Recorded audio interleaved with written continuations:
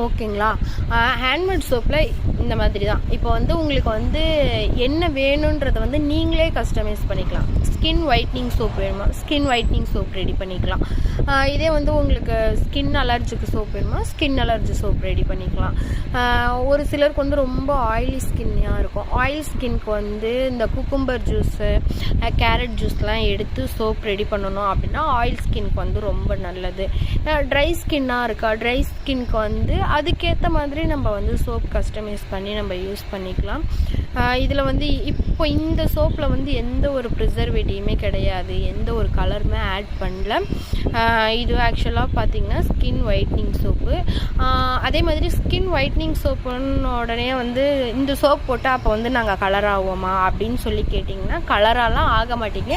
நீங்கள் வந்து டஸ்கி ஸ்கின்ல இருக்கீங்க, டார்க்காக இருக்கீங்க அப்படின்னா டார்க் ஸ்கின்னும்